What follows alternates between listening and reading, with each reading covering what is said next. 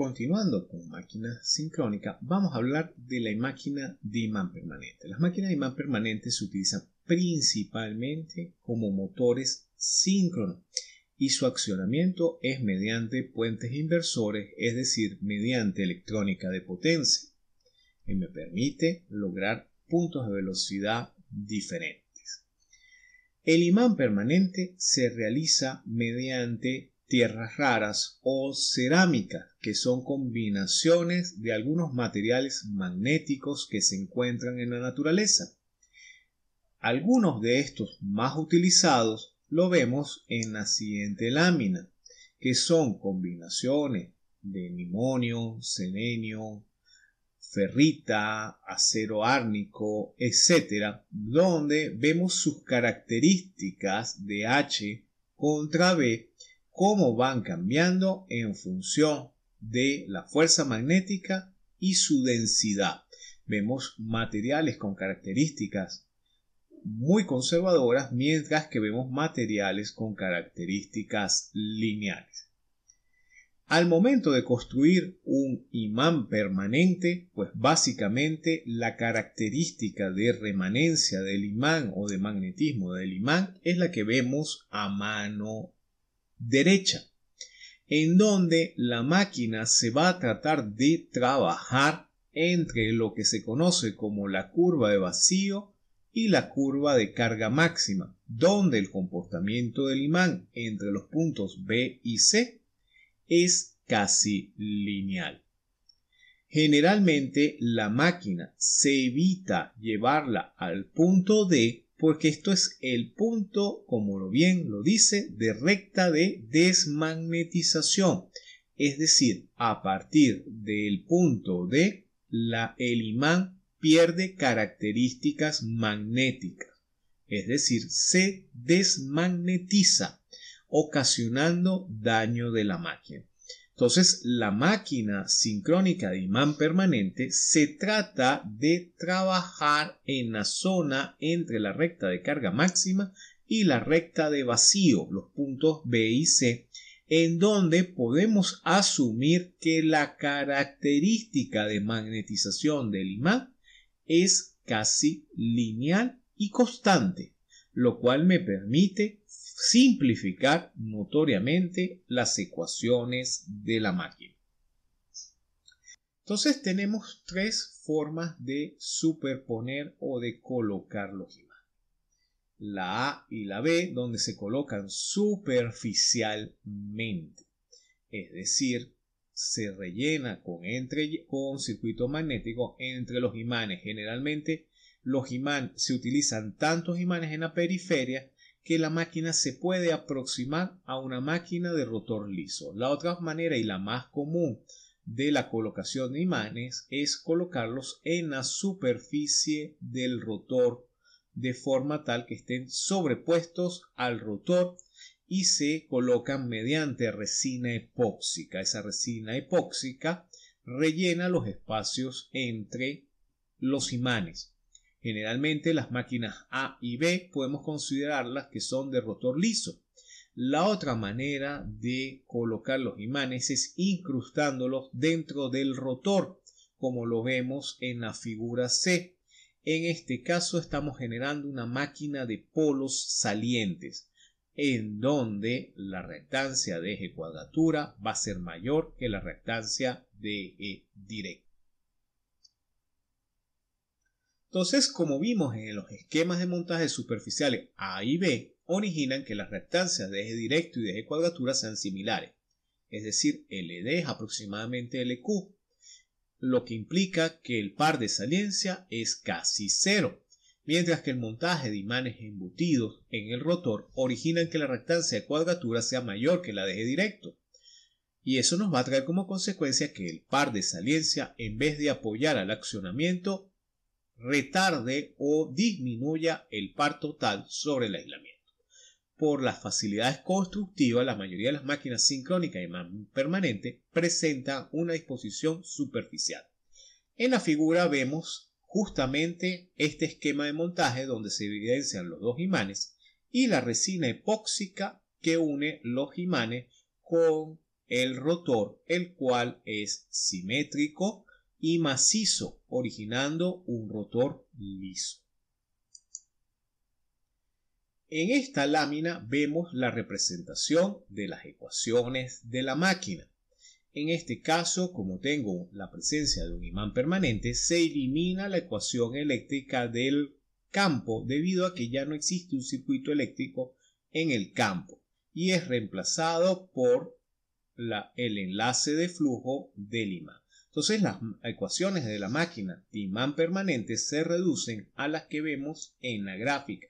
BD igual a RD por ID más la variación del enlace de flujo de eje directo menos la velocidad por el enlace de flujo de cuadratura, BQ RE por ID más la variación del enlace de cuadratura más omega del enlace de eje directo, y la ecuación de par, donde J por la aceleración es el par eléctrico menos el par mecánico, donde los enlaces los vemos en la línea de abajo. El enlace de eje directo es LD por ID más lambda AF, que corresponde al enlace de flujo del imán, y lambda Q es LQ por IQ directamente.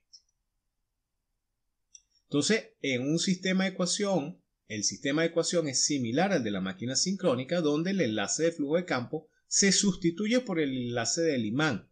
Y como vimos, se trabaja en una zona de operación donde ese enlace es constante. Entonces, el par eléctrico que va a representar la ecuación lo podemos obtener a partir del enlace magnético del imán.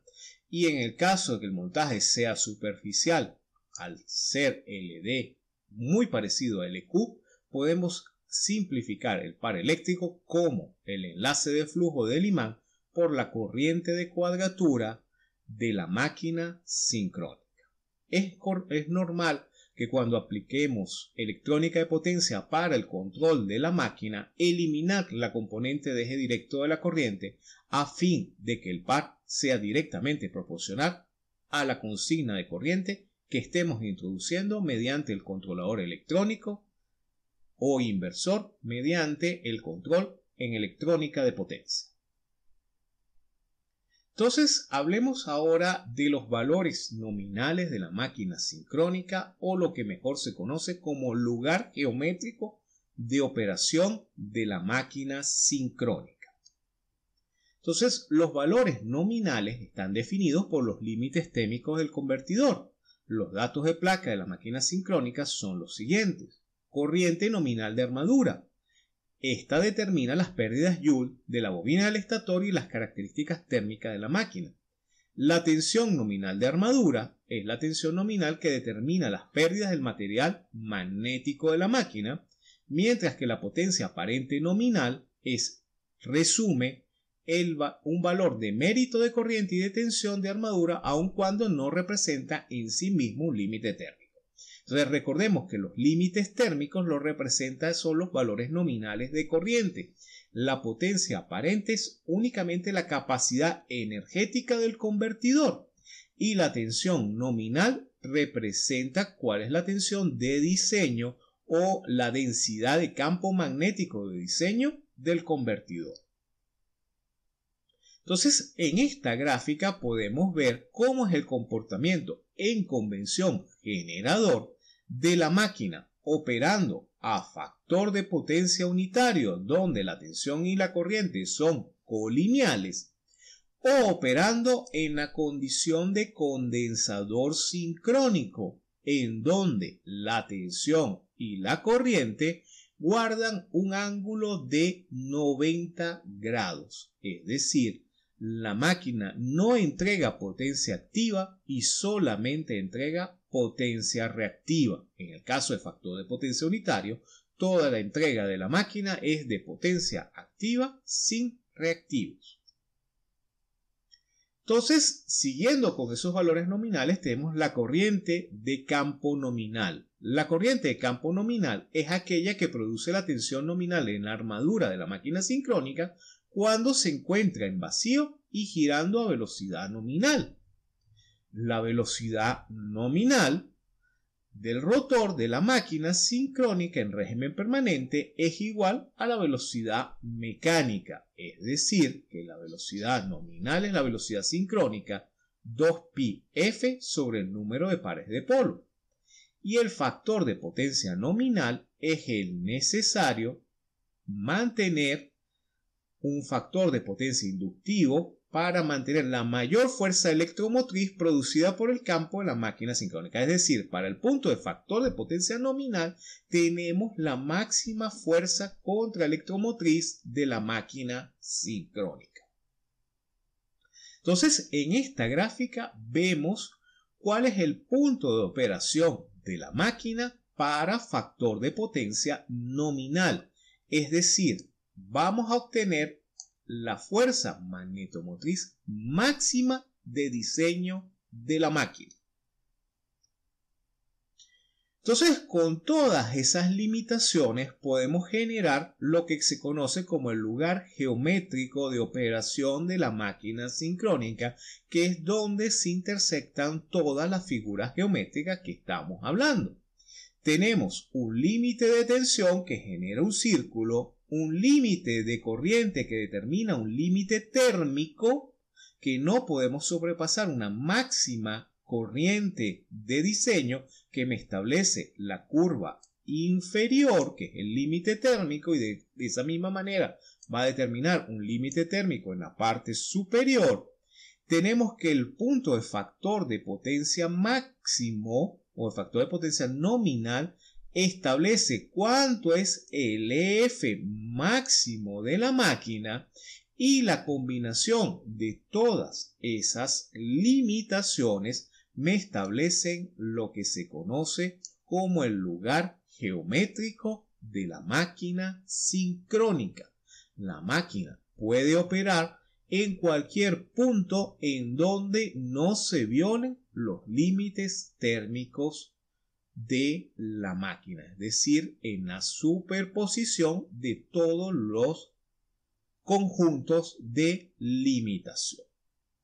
Entonces, con esto terminamos este primer módulo de máquina sincrónica, donde vimos sus ecuaciones en régimen transitorio en variables naturales ABC, el modelo en vectores espaciales, que es solidario al eje del estator, la transformación de ese modelo al solidario al rotor, que es lo que conocemos como el modelo DQ, y el modelo en régimen permanente sinusoidal de la máquina, que corresponde al diagrama fasorial en convención generador y en convención motor.